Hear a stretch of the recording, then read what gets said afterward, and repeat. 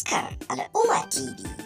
tasha ɗaya tilo da ke kawo ku labarai na duniya na gida da na ketare daban-daban da ɗumi su. Kada ku manta ku danna subscribe gami da ƙararrawar sanarwa domin an karar da ku da zarar mun ɗaura sabon labari. A wannan gabar ba ma buƙatar farawa da kalmar aminci, wato ita ce assalamu alaikum wa rahmatullahi ta'ala wa barakatuhu, sai dai mu fara da inna lillahi wa inna ilaihi raji'un. Inna lillahi wa inna ilaihi raji'un. Inna lillahi wa inna ilaihi raji'un. Domin wannan babban abin alhini ne ga dukkanin al'ummar musulmin duniya, musamman ana cikin wani alhini sai ga wani alhinin ya kuma faruwa. Wannan ba wani abu bane ya faru face wato wata la'ananniyar Allah daga jihar Borno da ke arewacin Najeriya, wacce ita ma ta yi amfani da damar da ta samu wato na rubutu a shafinta na Facebook, rubutu mara kyau, mara da'a da ɓatanci ga fiyayyen halitta annabi Muhammad sallallahu alaihi wasallam. Kuma haka ya biyo bayan abin da ya faru da wacce ta yi ɓatanci ga Rasulullahi a can jihar Sokoto, kuma matasa suka ɗauki wato mataki a kanta.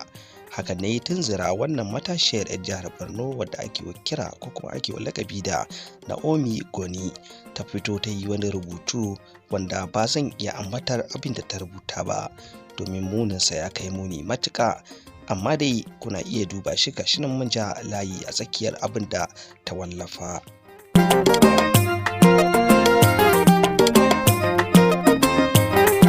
Hakan ne ya saka wato matasanmu waɗanda suke kafafen sada zumunta musamman da dandalin nan na Facebook suka ringa ɗauko rubutun suna yaɗa shi da hotunanta domin dai a zakulo ta a duk inda take, musamman wato ta fito daga jihar Babazulum wato Profeso Kadimul Umma, wanda aka kira gare shi da kuma hukunta da su gaggauta a zakulo wannan Naomi din domin ita ma ta fuskanci hukunci akan abin da ta aikata. Domin ana ƙoƙarin toshe wata kafar a can sai ga shi ita ma ta wallafa nata.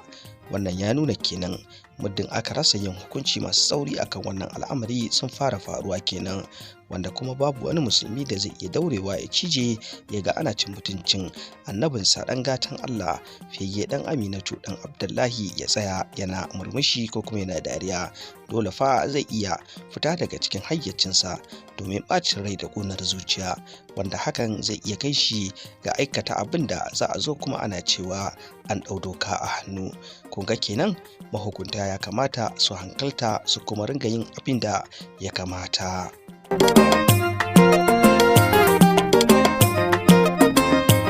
Yanzu haka da muke hada wannan rahoto dandazon matasa ne wanda suka fito zanga-zangar dole sai an zakulo wannan yarinyar, suka cika titin Maiduguri, titin Division 7 ba don komi ba domin tunkarar inda wannan yarinya aka ce tana zaune da wani saurayinta a barikin soja, domin ganin cewa an zakulo ta kuma an ɗauki matakin da ya dace a kanta. Amma dai tuni gwamnan ya yi umarni da tura jami'an tsaro wato domin kwantar da wannan tarzoma, domin an san taɓarke ba a san inda zai tsaya ba. Amma dai rahotannin da muke samu dai an ce jami'an tsaro sun cafke ita yarinyar, wanda yanzu haka muna jira mu gani domin tabbatar da sahihancin kamata da kuma ci gaba da bibiyar al'amarin wajen ganin hukuncin da za a yi mata, wanda zai zama tamkar shine tauna tsakuwa don aya ta ji tsoro. Amma muddin aka yi sakeki to akwai damuwa.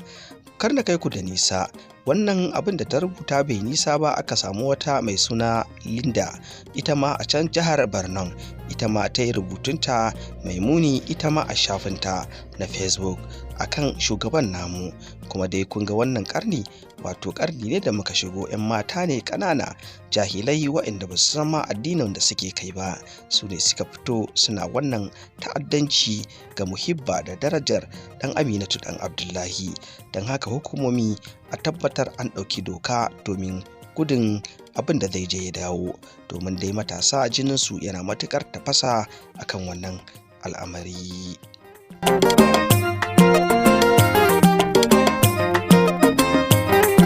Sanin kanku ne mahukunta, wannan al'amari yana faruwa ne sakamakon sakacinku domin an sha yin waɗannan abubuwan musamman a jihohin arewacin Najeriya, kuma wasu daga ciki ma musulmai ne wanda suka yarda. Amma mafi akasari idan aka kai su ga hukuma sai a ta jujjuya shari'ar ƙarshe har a mantar da shari'ar a sake su su ci gaba da sharafinsu, wanda hakan shine yake tunzura matasan suke ɗaukan doka a hannu. Wannan gaba ce da ya kamata a yi abin da ya kamata domin kwantar da hankalin masoya manzon Allah, ko kuma dai abin da zai je dawo ba zai kuwa da